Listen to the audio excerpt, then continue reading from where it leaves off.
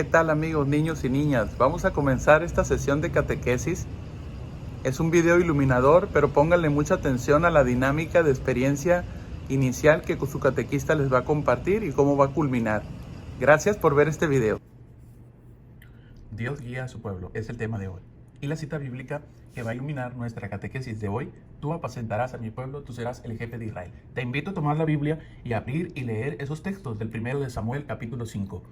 El objetivo de nuestra sesión con tu catequista: conocerás la acción de Dios por medio de los reyes, valorando como elegido especial a David, de cuya descendencia nacerá el Salvador. Entramos a la iluminación.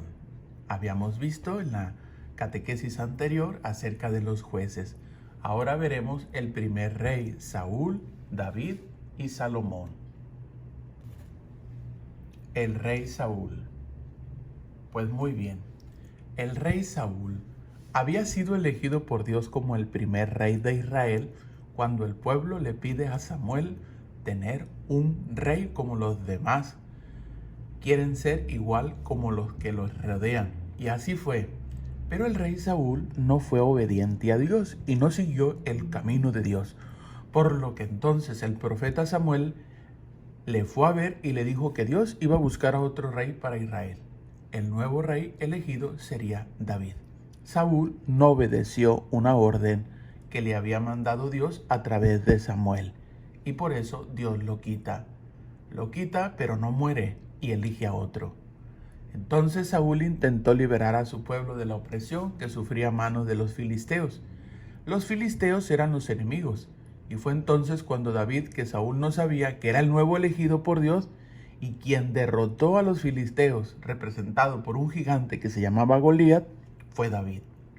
Al principio Saúl se alegró de la victoria de David, pero al ver cómo cantaban y se felicitaban todos por la valentía de ese jovencito, le empezó a correr la envidia y empezó a detestar a David. Saúl se decía: solo le falta ser rey a este chico, pero todo lo que emprendía David le salía muy bien. Por lo que empezó a temerle, porque Dios estaba con David, pero se había apartado de Saúl.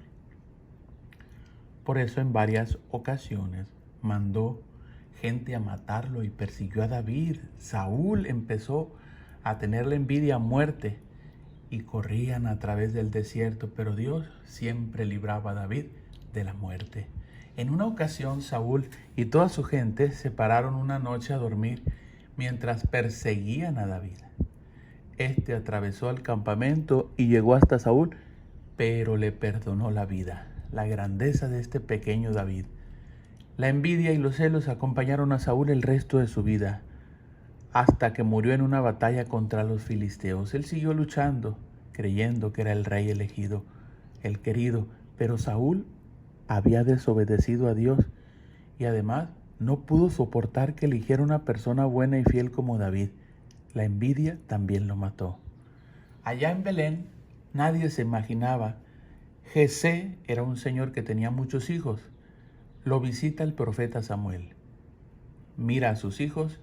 Uno de sus hijos, el más joven, el más pequeño, el pastor David, es elegido para sustituir al rey Saúl. Por eso, como el profeta quería conocerle, le mandó avisar al campo donde se encontraba cuidando el ganado.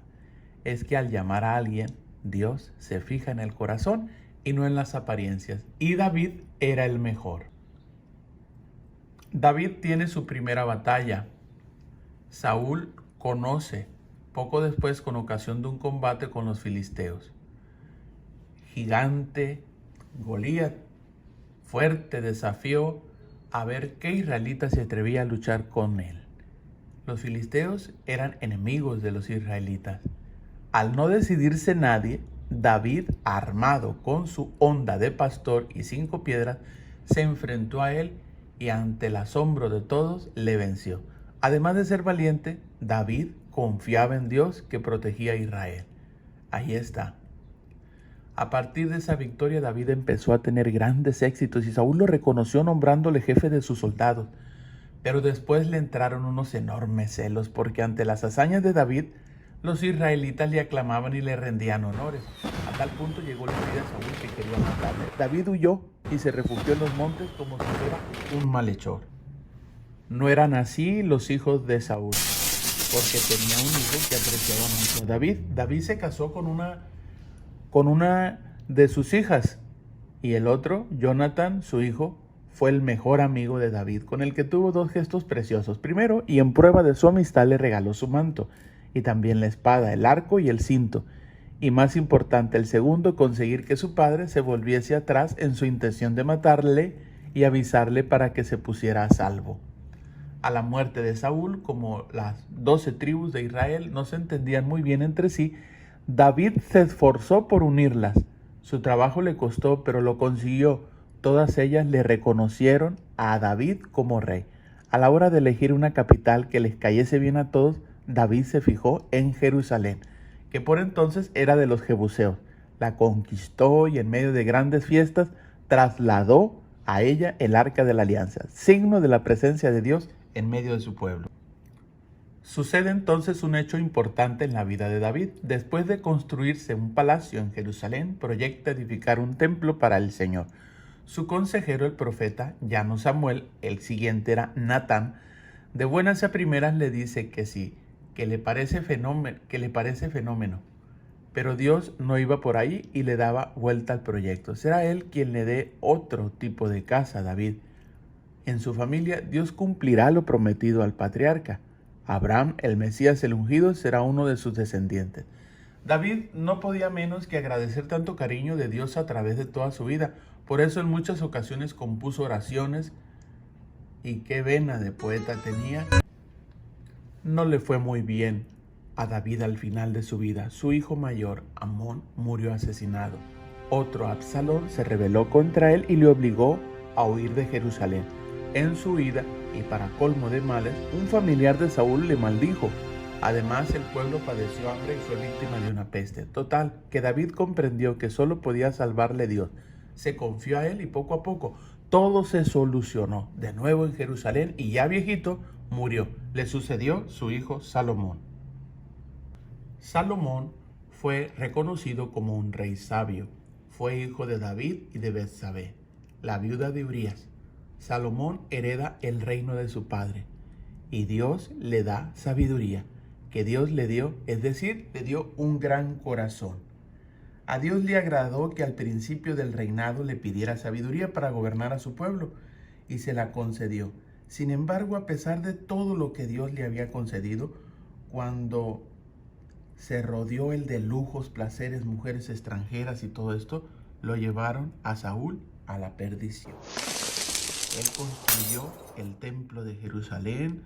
Fue un templo muy admirado, muy querido. Así que se dice que tuvo cerca de 700 mujeres y 300 concubinas.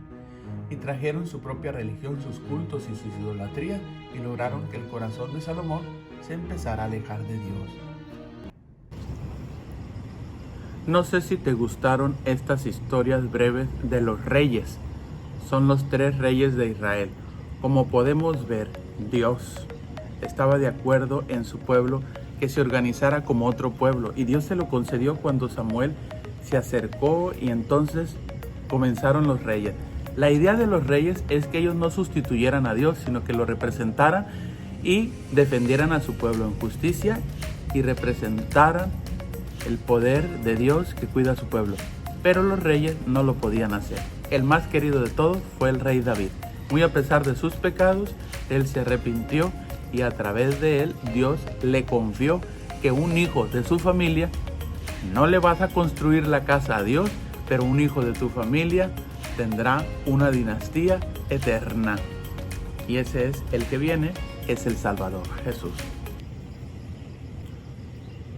Para gobernar es necesario escuchar a Dios. Para gobernar es necesario ser humilde. Para gobernar es necesario exponer tu vida y amar al pueblo. Para gobernar es necesario respetar la vida de los demás. Para aprender entonces a ser rey hay que aprender a servir.